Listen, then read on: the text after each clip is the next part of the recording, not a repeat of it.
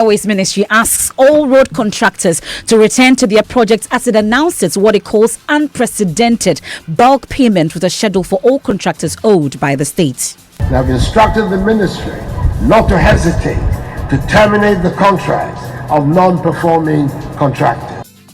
We hear from the Contractors and the Roads Ministry. Also, Parliament flexes its muscles as Speaker directs all travelling sector ministers needed in the House to seek prior approval from Parliament. So I am directing ministers we know must move from place to place, but the chief directors must ensure that written communication is made available to the clerk of Parliament. Industrial action by TUTAG and administrators of technical universities continues with no end in sight as the meeting between the unions and government ended inconclusively. We have details as the minority blames government for the 3-week-old strike. And in business, over 4,300 criminal cases brought against employers for non-payment of Social Security and National Insurance Trust contributions. We'll hear from the Director General of SNET. Also tonight, we'll have the breakdown of the Executive Council membership and tell you the candidate for the football top job. That's the president of the Ghana Football Association. We'll also hear from Adanse Asokwa MP Katie Hammond on his lack of confidence that the game's lost glory can be restored. Somebody must sit up and then manage the affairs of Ghana football. Right. I mean, Has can play, Koroko can play, Olympics, they are out of it, isn't it? They collapsed 345 years ago, and then they come back and say, I don't understand Ghana football now. And later on, flip side, Eslo Zwekufu talks idioms and what they don't mean. If I want lessons in good morals, I won't go to a brothel. What does it mean? We have all that and more in tonight's edition of Newsnight. Newsnight is brought to you by Puma Card from Puma Energy, cash-free convenience. Please join us with your thoughts and comments via WhatsApp and Telegram. Is 0244 340 437. I am MFR Pao. And my name is Evans Mensah.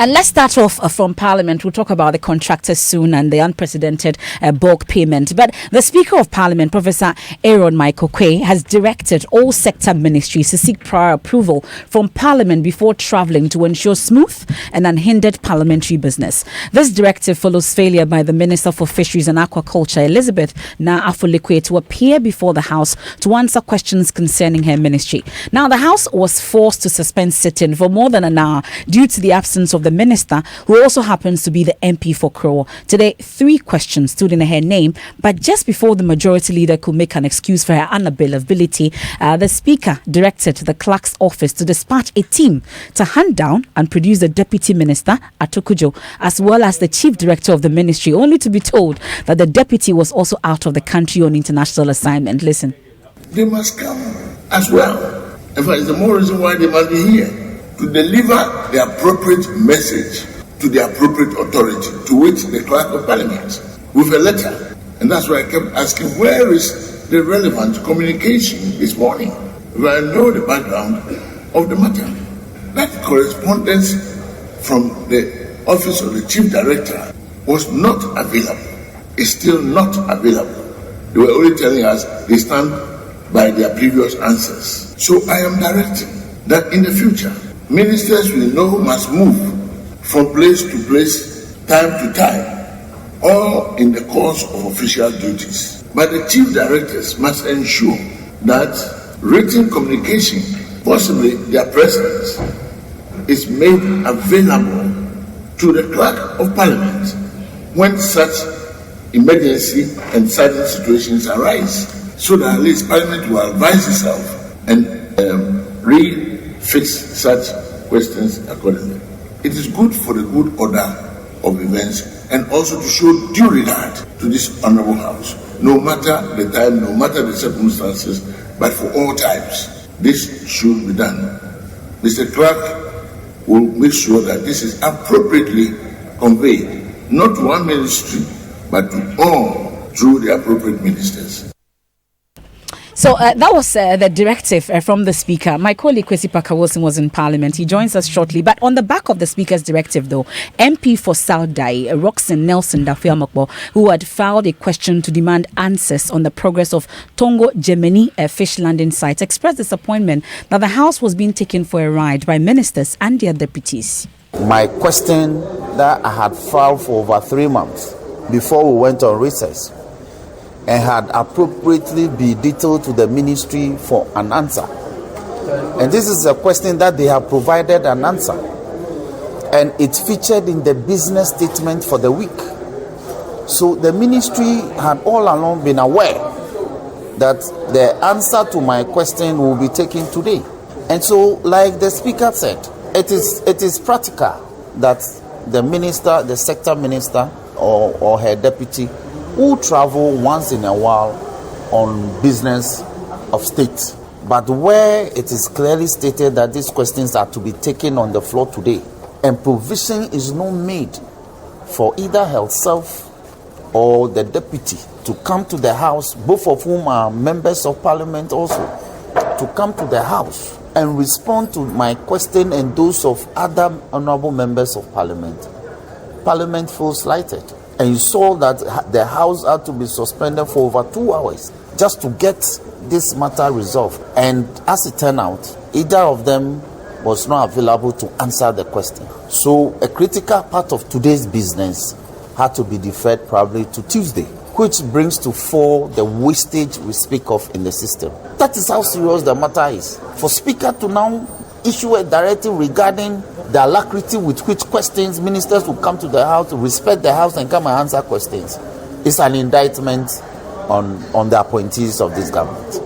They must do better. It is an extraordinary event for Parliament to suspend and for the Speaker to detail the clerk to go out of the presence of Parliament to chase executive appointees to come and respond to questions from Parliament. It's humiliating. And that's why the Speaker feels that we are not subservient to the executive.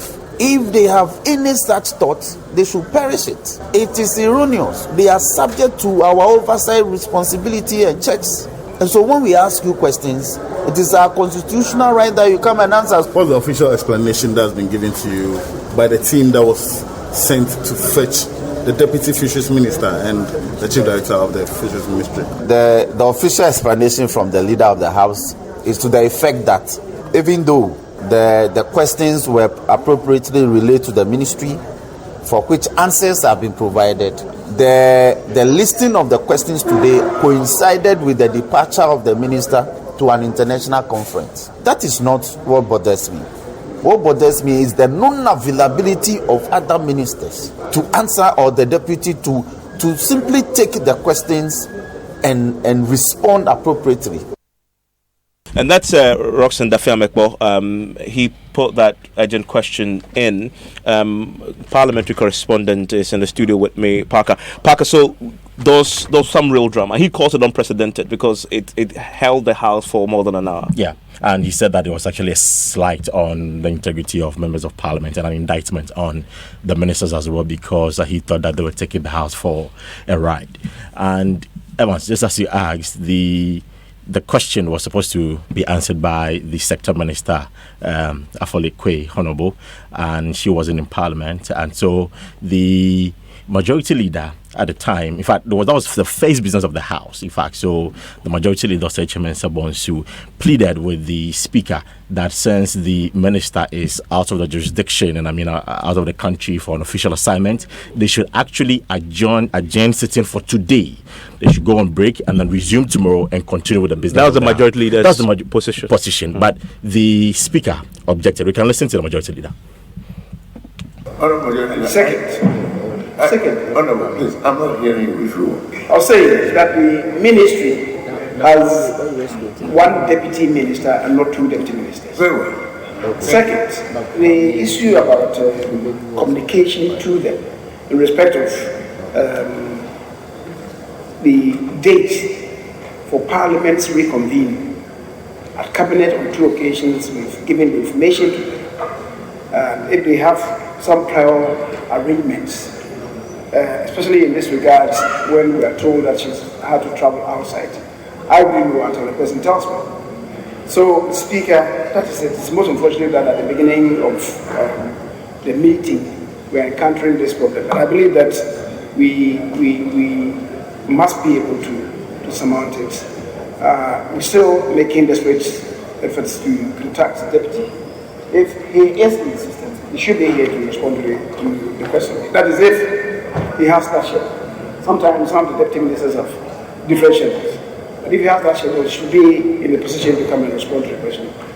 Obviously, from what we know, the Speaker didn't buy this argument. Not at all. He took a further step, yes, even beyond this. Yeah, so he directed the clerk to go to the ministry. And, you know, the ministry is just close to Parliament, to go to the ministry and fetch for the deputy minister to come and answer the question on the floor. Because for the Speaker, last meeting, some of these things were happening where ministers failed to appear before the House to answer questions when they know that indeed they've been asked to come before the House. They've been given prior notice and there hasn't been any official communication. So quickly he dispatched the officers from the clerk's department to go to the ministry. And interestingly, Evans, when they got to the ministry and returned to the House, after how many minutes? Was close to 2 hours. So the Speaker had to suspend sitting for close to 2 hours. Just so that they go and look for the deputy minister. Exactly, go and look for the deputy minister and the chief director of the ministry as well. So close to 2 hours we were waiting. Eventually they came and the response was that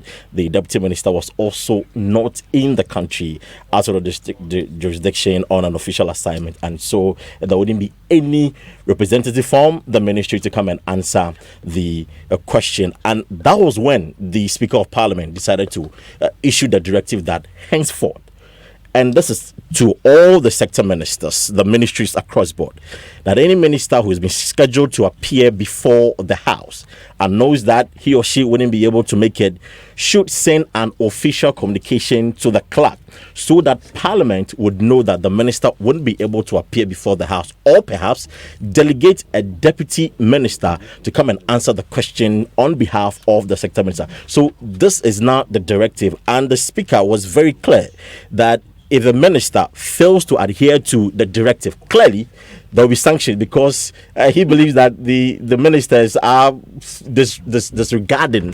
more like disregarding. You want too many. The House, they don't respect the House, and the House, according to the minister, the Speaker, is a very important House that you have to come and address them, let them know what is happening as far as the executive is concerned. So he believes that going forward, the ministers would do what is right and then make sure that at the end the of it all, though, this urgent question was not answered. Not at all. In fact, it's been referred to Tuesday, so we are expecting that the deputy minister, or perhaps the minister herself, will appear before the House on Tuesday to answer the question. In fact, there were 3 questions, one from Frank Anadon and also Roxanne Dafiamepo. Okay, the directive we'll see and how it's carried out. They say there are sanctions also attached if they don't show up.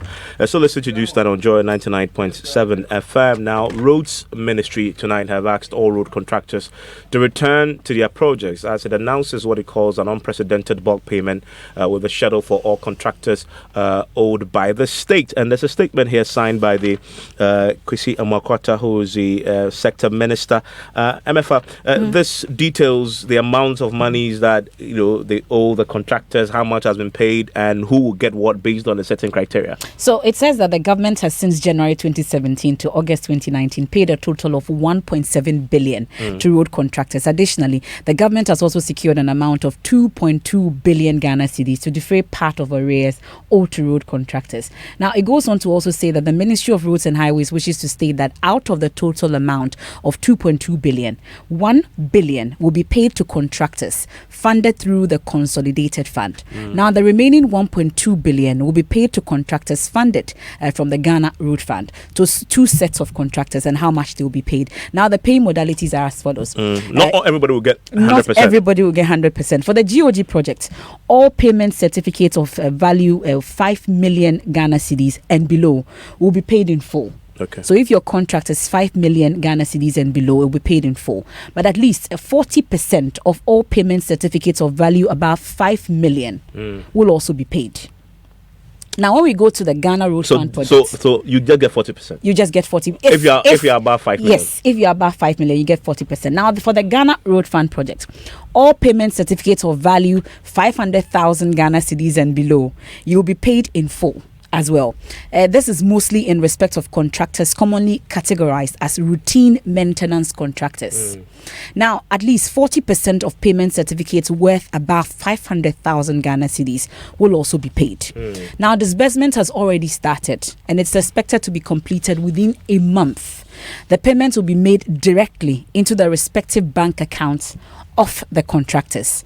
It is also worthy to note that this is an unprecedented bulk payment to contractors in the entire history of the road sector, they say. That's according to the statement. And they say it stems from the government's determination to ensure a stable atmosphere in the road construction industry to enable the contractors discharge their responsibilities effectively. The government also wishes to express its appreciation to the Ghana Chamber of Construction Industry. You know, they've been agitating for some time now, and the Association of Road Contractors, Progressive Road Contractors Association, and all others in the sector for their cooperation. Now they have to now return to the project site and complete the work. One of the groups mentioned in this statement is the Progressive Road Contractors Association. The vice president is Hammond Labi and joins us on the telephone line right now. Mr. Hammond, thank you for your time here. Mr. Labi, thank you for your time here on Newsnight. Thank you. What's your? I'm sure you've seen this statement. What's your reaction to it? After the ministry is actually in a haste. They should have waited for the money to get to us before. I know that they have started something. Those who are above 500,000 will not get their money from the road fund. That is a shame, really. But I know they will actually do well to attend to them probably in their next disbursement. When you say that, so what you're saying is your members have not received anything yet? No money have been received by them for the road fund yet. I'm sure by tomorrow some people will start receiving their monies. No, I can't deny that nothing has been disbursed. Something has been disbursed. I think it's going to the bank from yesterday, but it takes a few days to get into the account. So probably by tomorrow, some people will start receiving their money. Being told that some of the contractors complained to me that the payment is being done by alphabetical order, which of course I don't think that should be right. I thought they were going to pick it from 2016 upwards. So this means that those whose monies are above 500,000 may probably have to wait and see. They won't be able to go to site. The ministry statement is clear that those above 500,000, you will get your monies, but you get 40% of it. Yes, that's what we hear, that you get 40% of it. We will accept it for now. We will accept it. But we are looking at those who actually have worked in 2016, 2017 should be paid in full. You know, you don't go and pay somebody who are working in 2019. Just submitted his certificate. You don't pay that kind of person. Somebody who are just working 2019. As against somebody who are work in 2016. You know, I don't think it's fair. So to me, every certificate in 2016 and 2017 should be cleared. That's my view.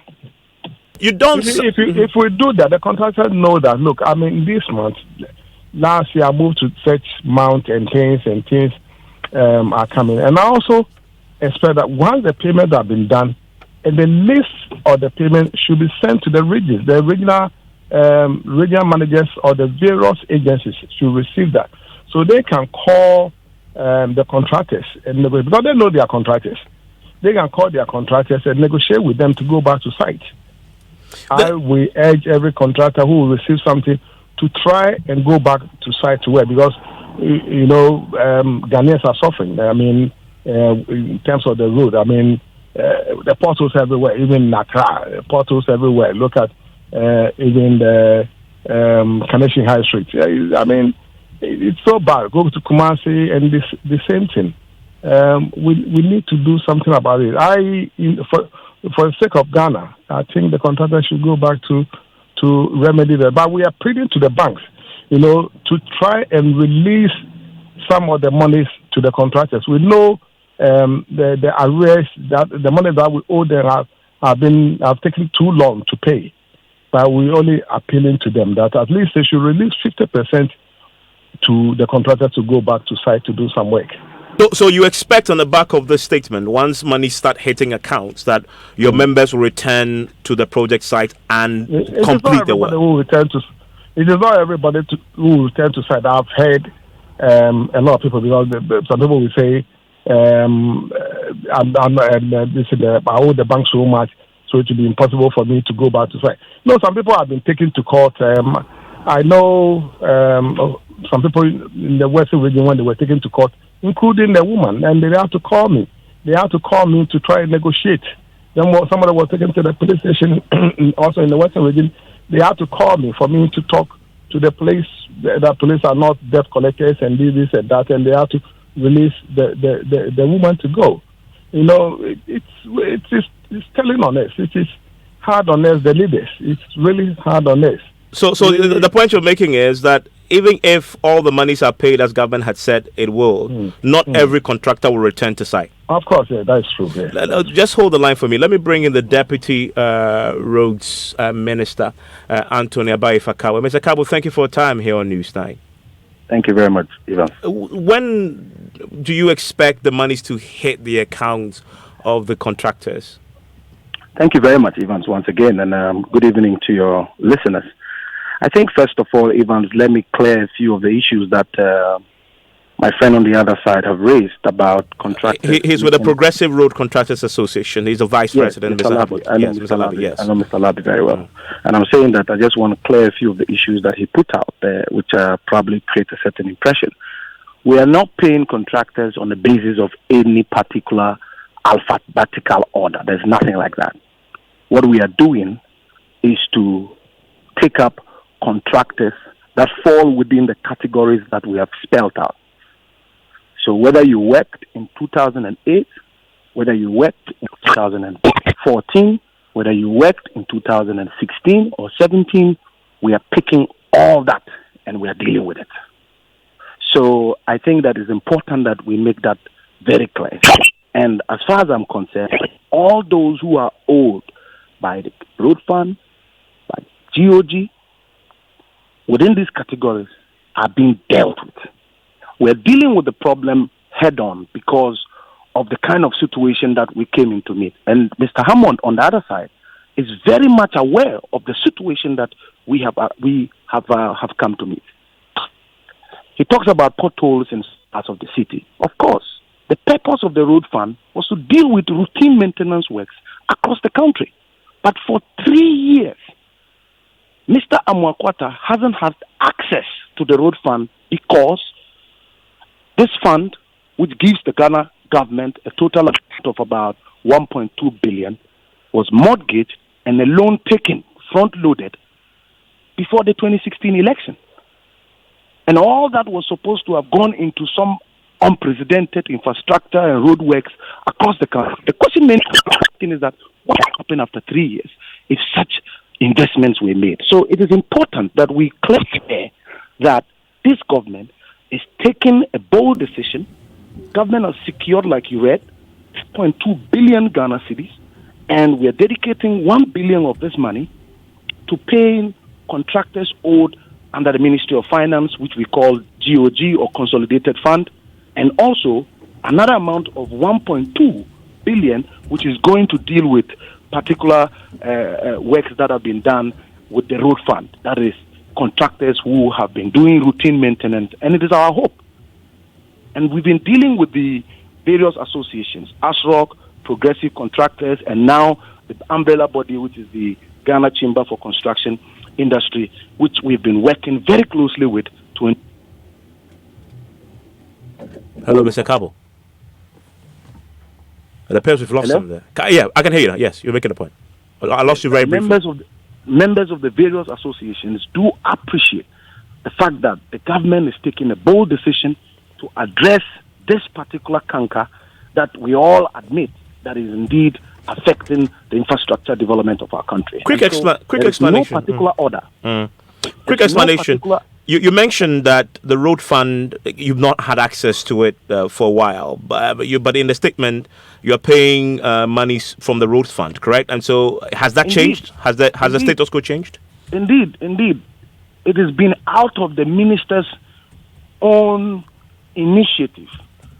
And because of the fact that the fund had been mortgaged, the minister and the team in the ministry went ahead to negotiate the initial UBA loan and get two other banks, Fidelity and Commercial Bank, to ring-fence that particular loan and front-load some money which we used to pay for most of the works that are going on. And Mr. Labi on the other side would admit that that initiative actually helped to address some of the teething problems as far as road maintenance are concerned. But of course, it is woefully inadequate to address the gamut of within the sector.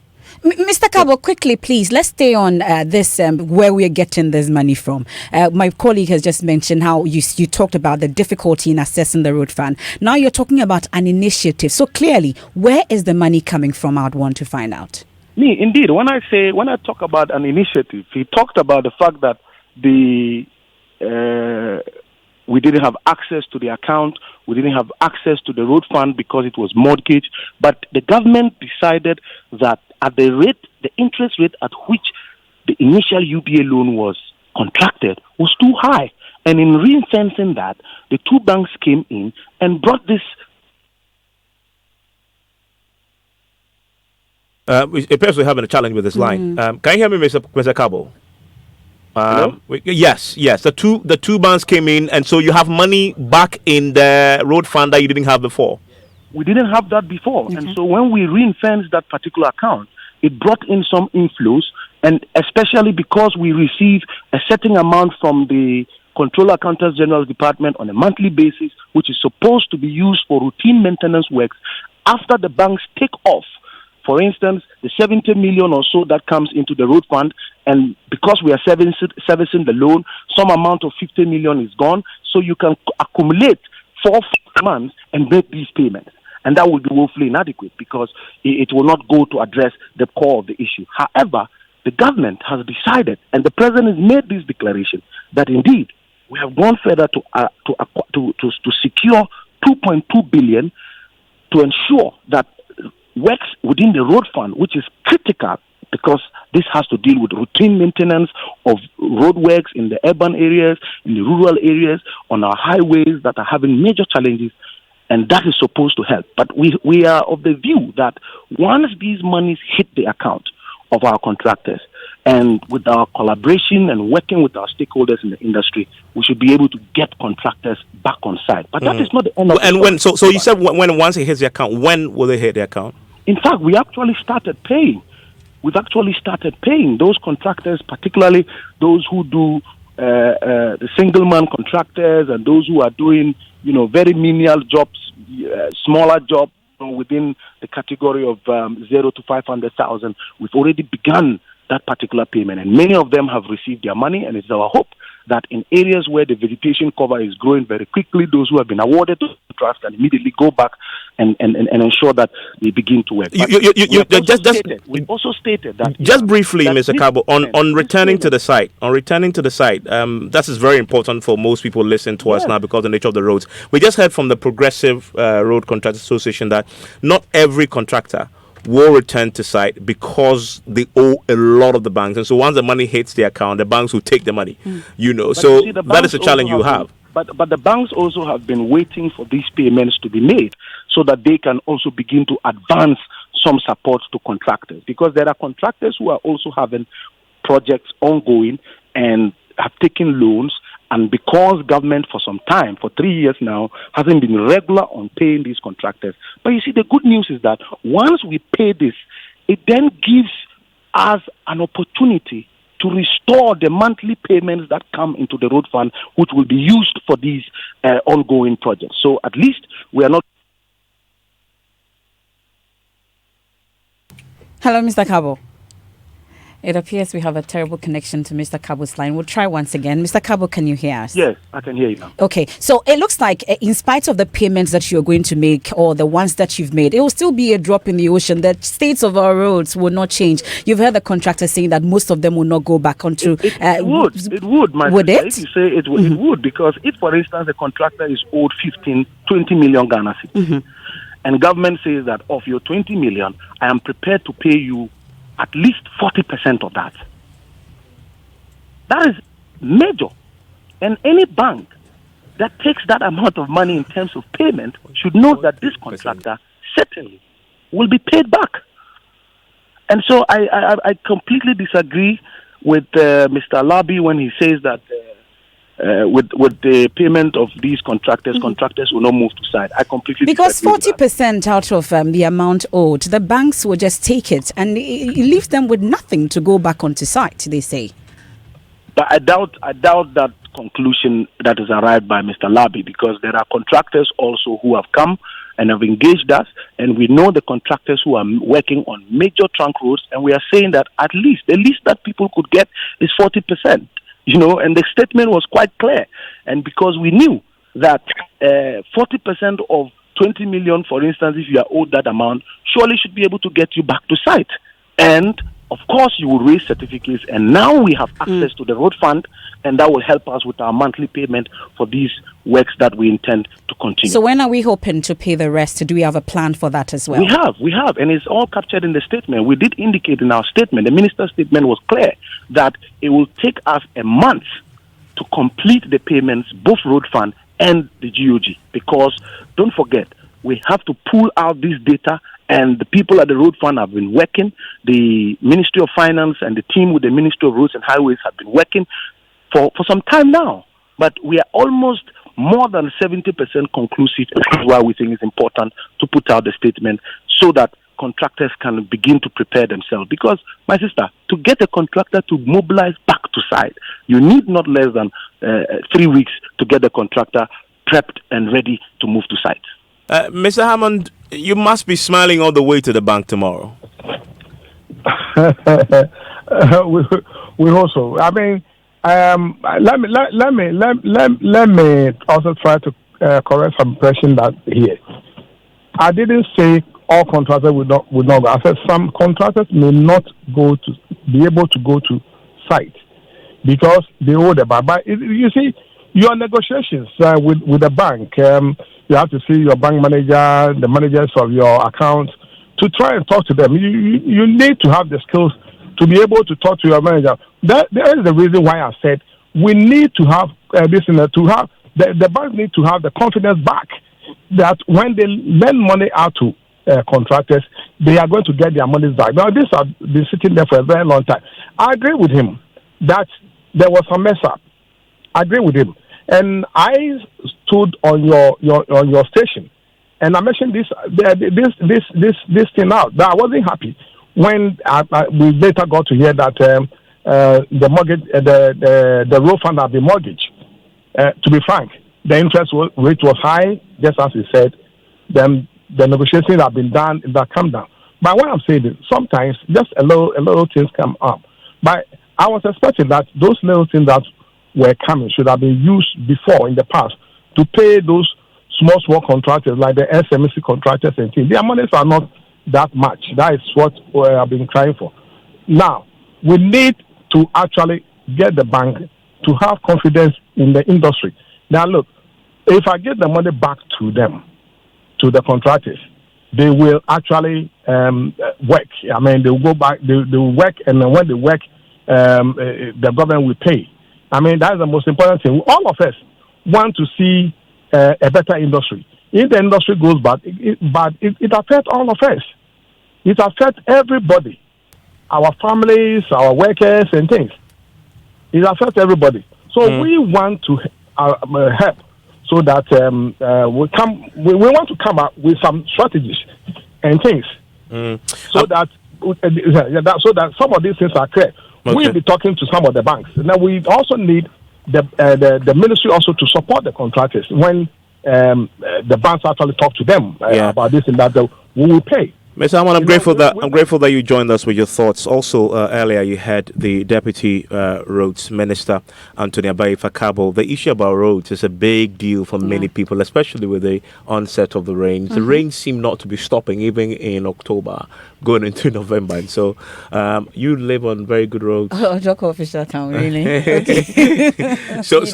Hopefully, as we've heard, tomorrow they begin getting their money, and return to site and finish the roads for us in this time. So, listen, wherever you are tonight, you've heard the latest on this roads issue.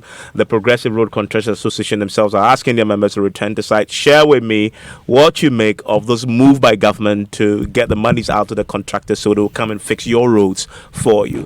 Send me a WhatsApp 0244340437. Still to come here on Newsnight as the delegates prepare to elect the next Ghana Football Association president. We'll hear from Adansi Asokwa MP Katie Hammond on his lack of confidence that the game's lost glory could be restored. Somebody must sit up and then manage the affairs of Ghana football. Right. I mean, Hearts can play, Koroko can play, Olympics, they are out of it, isn't it? They collapsed 345 years ago, and then they come back and say, I don't understand Ghana football now. And later on, flip side, Eslo Zekofo talks idioms and what they don't mean. If I want lessons in good morals, I won't go to a brothel. What does it mean?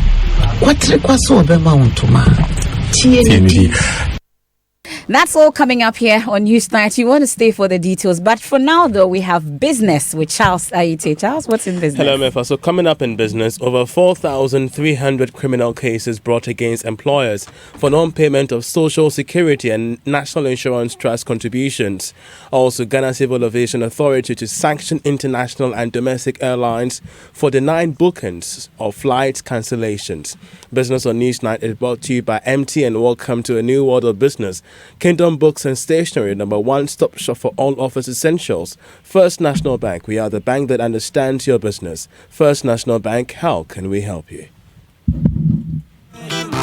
So everyone says I'm a Kosia filler, but it's not like I'm nosy or go out to find out the latest filler. It's just that I get 50 megabytes of data free after paying for only the first minute of every call. And so I just keep discovering stuff minute after minute. That's how come I was minding my business, scrolling through my timeline, and I found out Coco has a new baby. Oh, and last week I learned Ken won the lottery. You see, Ken is my brother's friend. So hello, look who's about to roll with the rich and famous. Enjoy even more value with MTN Free After One. You only pay for the first minute of your call on MTN Free After One, and the rest is free. Plus, you enjoy free 50 megabytes worth of data to browse your favorite sites. Compare where, compare there. So dial *315# to sign up. We day for you everywhere you go. Terms and conditions apply.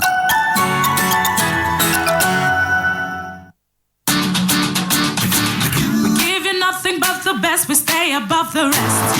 More quality, more affordability. Kingdom Books and Stationery.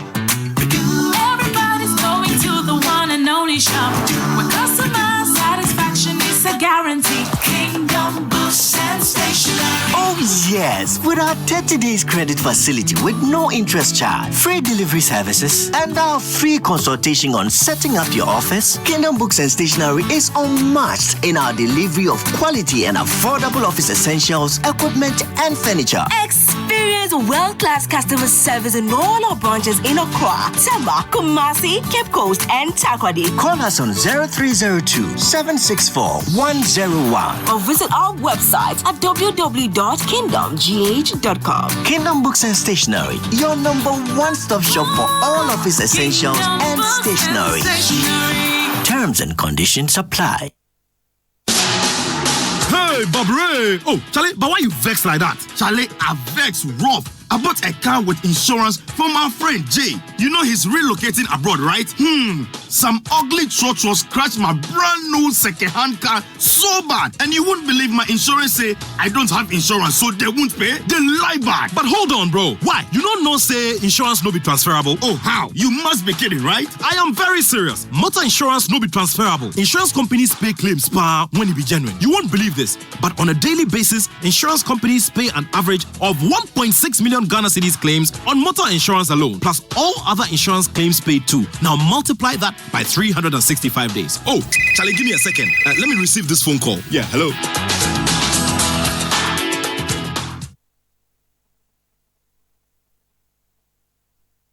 Joy 99.7 FM. And you're welcome to Business on Newsnight. Now, employers are being urged to avoid prosecution by making prompt payment of workers' net contributions. Now, this according to the Director General of the Social Security and National Insurance Trust, Dr. John Ofori-Tinkrang, that there are currently some 4,300 criminal cases in court against employers for various breaches. Speaking at the maiden SNIT Employers Breakfast meeting, the Director General of SNIT said it was imperative for employers to pay contributions of their workers. As at the end of the first half of this year, we've had about 4,310 criminal cases. By the way, Social Security contributions, defaulting on them constitutes a criminal offense.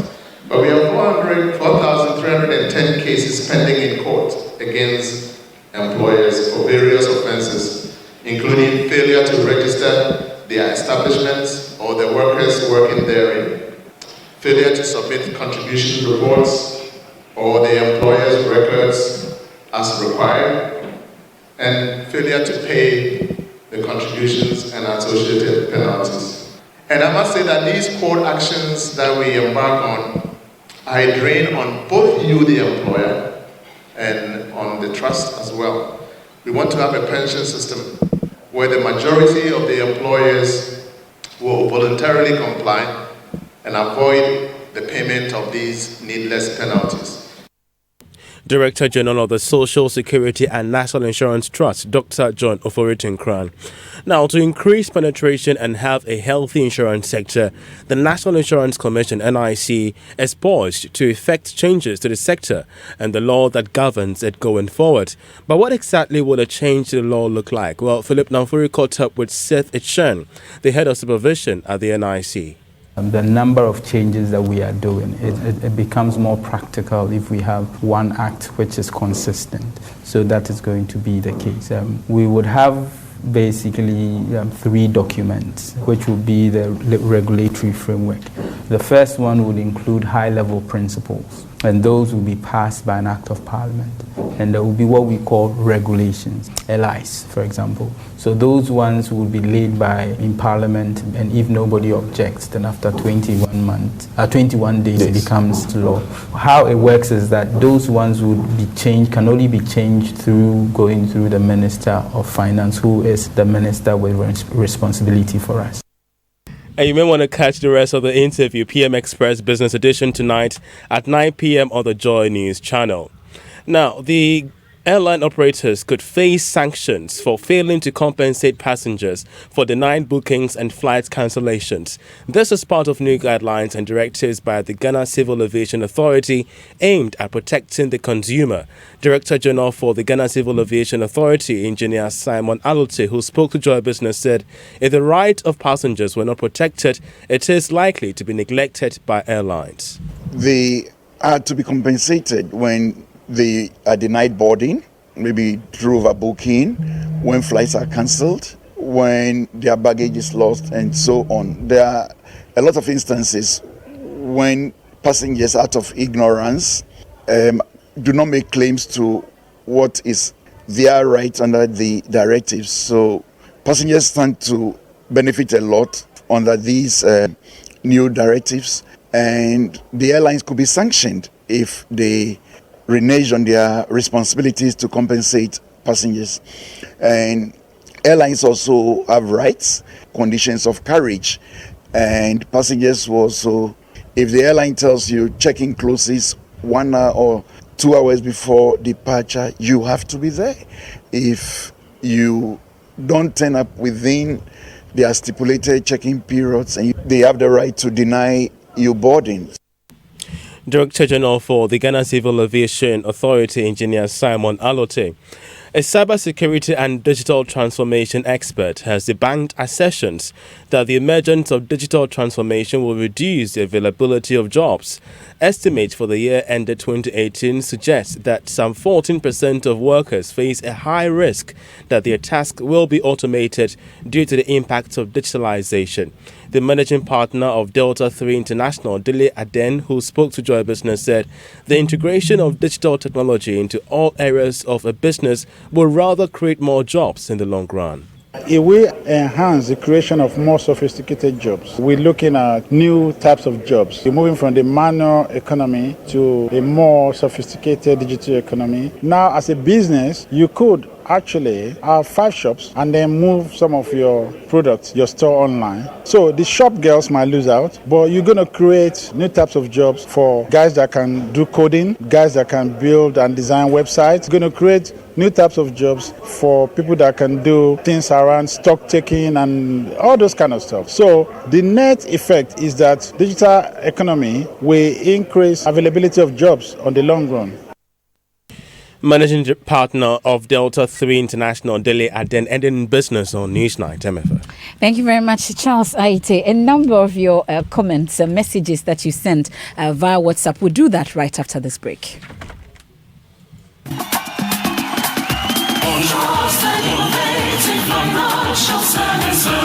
Providing knowledge and support and solutions. Customer-oriented, superior services. Your success our passion. Trusted, innovative financial services. Providing knowledge and support and solutions. Customer-oriented, superior services. Your success our passion. 10 good years of loyalty, service with integrity, protective of our Ghanaian brand. 10 years of excellence, 10 years of loyalty. Your success our passion, oh yeah. Your success our passion. Your success, our passion.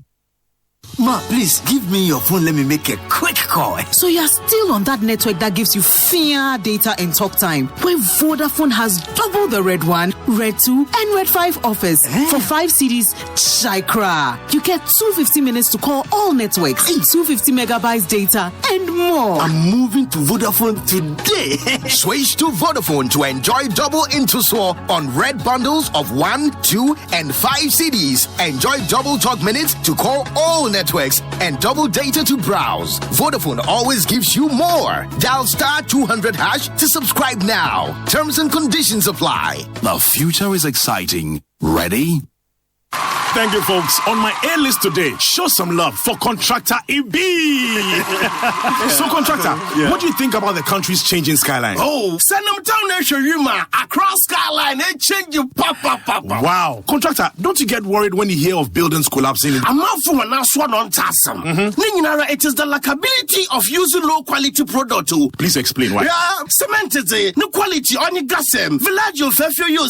It was built with gasem. Says the gasem is your construction. Osi ho pumping. She N1 KJT market. Kotokana Kumasi Airport. Cape Coast Stadium. Atwabu gas project in na. Gasebo. Messi what the quality. You know what is quality? Gasem. 3 cement grades. Greater value. Gasem. The nation builder. Looking for the perfect furniture for your home? Look no further. Antate Furniture Ghana has got high-quality furniture from Portugal, and our exotic furniture can be customized in fabrics and leather colors of your choice. Sofas, center and coffee tables, TV stands, armchairs, dining chairs, beds, dresses, sideboards, consoles, shelves, entrance halls, and decorations. Visit us today on the Spinktest Road, adjacent to Setmat Computers. Call us 0246 659 338 or log on to antate.com.gh. Antate, design for life.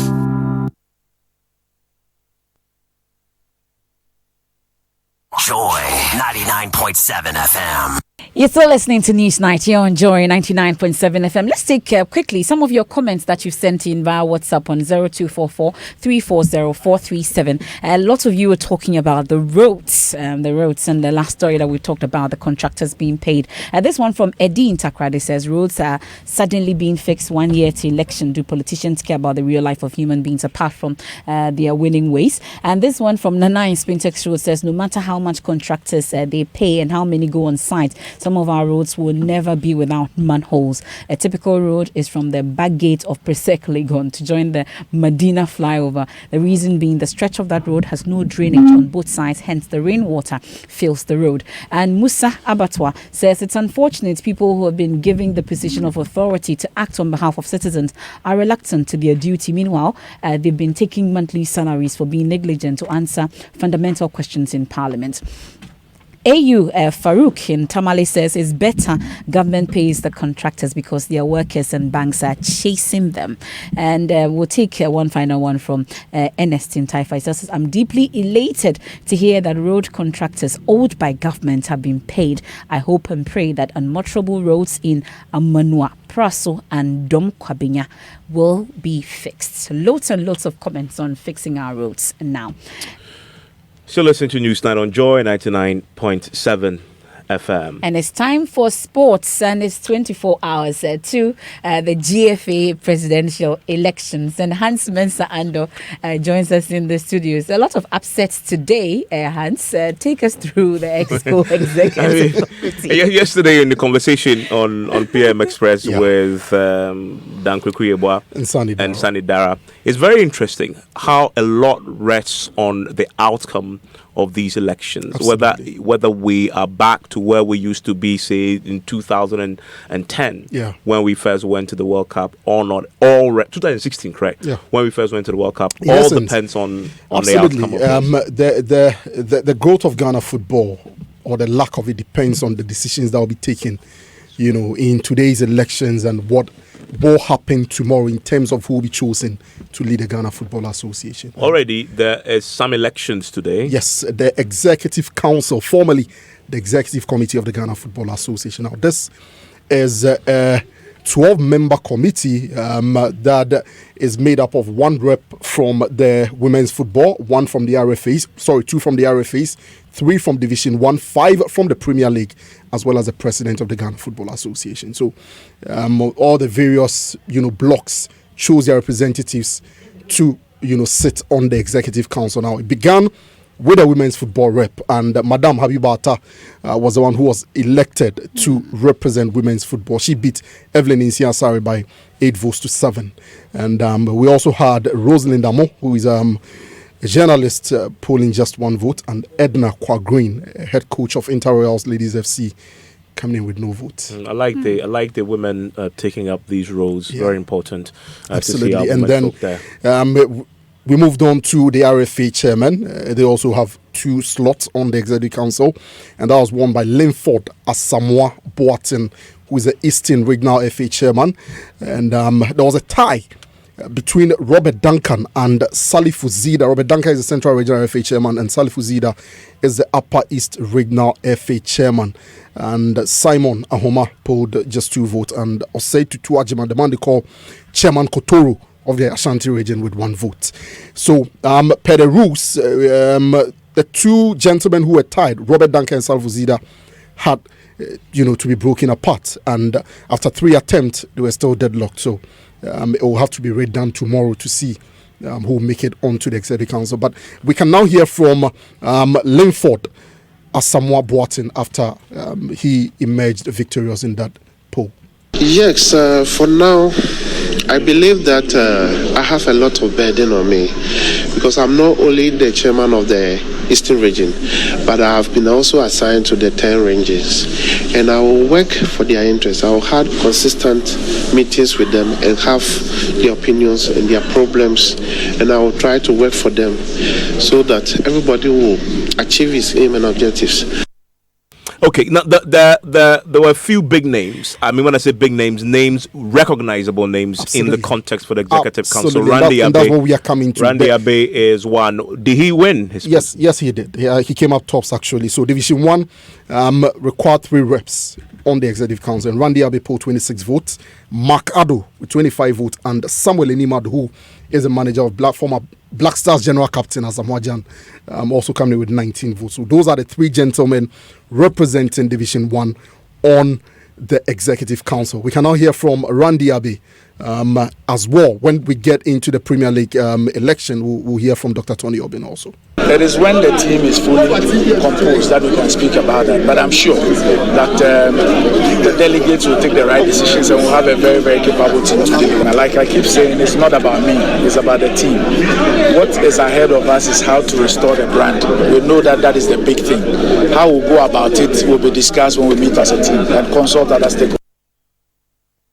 So in the list for the Executive Council, and the sound actually you had were 2 sounds of Randy Abbey and also Dr. Tony Obin. Tony Obin used to be with Goldfields, and Goldfields were one of the key sponsors absolutely of the Black Stars then. And he made it as one of the rep from the Premier. Also used to be a former chief executive of the Minerals Commission as well. He's now been elected also. Absolutely. To go so joining him from the Premier League is Fred Achampon, George Amoakon, Kingsley Osei-Bonsu, and Nana Odro Safo. Those are the men who joined him. But one of the surprises was Kweku Eyiah. If you remember Kweku Eyiah, he was one of the men who passed the ANAS test. One man who, in the ANAS documentary, rejected a bribe from the number 12 operative. So he couldn't make it onto the Executive Council. He couldn't make it, although I thought people were rewarded. Absolutely. I thought the delegates were rewarded. Yeah. Wow. Despite his enhanced reputation, he still couldn't make it in there. Just got 7 votes. Alhaji Karim Gunsa as well, who referred to the RFA chairman as Goro. Alhaji Gunsa also didn't make it. Yeah, that is interesting. Let's talk about the top job, for the presidency, which is tomorrow. So tomorrow we are looking at Keto Kweku, number 1 on the ballot. George Kwesi is number 2 on the ballot. Fred Papo is number 3. Amanda Clinton is number 4. Nanaya Mponsa is number 5, and George Ankoma Mensah is number 6. Who do you have your money on? The ballot. I don't have money at all. I have no money. I have no money at all. Well. As we've been talking about, but I can mention the front runners. I mean, the front runners, as we are looking at, is Keto Kweku, George Free, and Nanaya Mponsa at this moment. Okay. No Fred Papo. Cool. No, I mean, and yesterday, both gentlemen, very experienced folks. Amanda all of them say yes. Fred Papo and Amanda Clinton out of the question completely. I'm actually rooting for Amanda Clinton, but.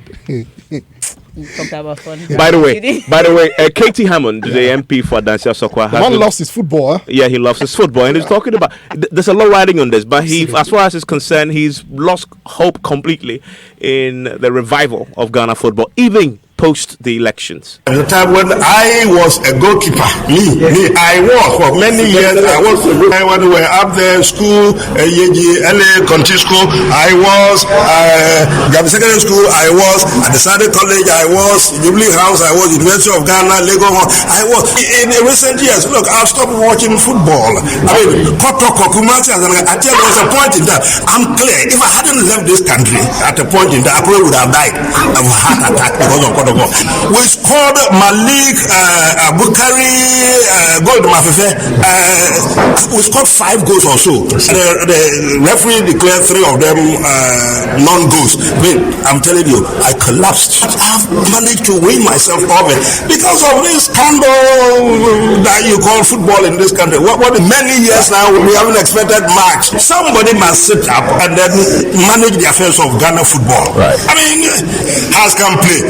Can play Olympics, they are out of it, isn't it? They collapsed 345 years ago, and then they come back and say, well, I don't understand Ghana football now. Well, I can understand Mr. Katie Yamon's skepticism, but I mean, if this election so far has taught us anything, is that there are new faces coming to manage Ghana football. Look, the RFA elections had only 3 chairmen from the previous FA administration retaining their seat. And if you look at the Executive Council as it is now, none of them was a member of the previous FA administration. So we're seeing new faces, and the presidential candidates had better beware, because we could yet see a surprise tomorrow. Hans, thank you very much. Now, this week, one idiom that's make the airwaves says what? Not taking lessons from moral lessons from the brothel. And that's between Eslo Owusu, the communications minister, and the former deputy finance minister, Atu Forson. Today, though, the communications minister was on the Super Morning Show. She's been trying to clarify. I take my hat off to my English teacher. Why Jadipa? What's that, bro? Man! If I want lessons in good morals, I won't go to a brothel. What does it mean? What requires Obama Untuma? TND. So I beg, Honorable Kesiela Tufoso, I have no idea brothel you're talking about. It's an idiomatic expression. If you use that expression on anybody, does it mean that the person you're referring to is a pauper? Sometimes we are quick to pick words out of context and read meanings into it which it doesn't have. And I apologize for leading us all down this very interesting lane these past few days. We've given you plenty of opportunity to register your SIM card. If you don't, then you're just being hard-headed. Now we are aswording or hard ear or disobedient. Well, that's it for Newsnight tonight, and I've just been curious. I mean, you have to answer that question. In Chi, is idiomatic expression equated to abe? No, ebe is not abe. Abe. Okay, abe is what? Ebe is proverb. The one that you abe, found. the one you found, yeah. Ebe is supposed to be proverb. But Eslo Owusu says, "Kwatre kwase." Isn't that? So she's using it That's to what? explain ebe. That's ebe. Ebe, Anna. Yeah. So it's not an idiomatic expression. No, it's but not. she says so she's using it to explain the idiomatic expression. That's it. Did she do a good job? That's what she said. That's what she said. You're afraid they will give you one for yourself. Anyway, that's it for Newsnight. Tonight, my name is Abat Smith. I am MF Falco.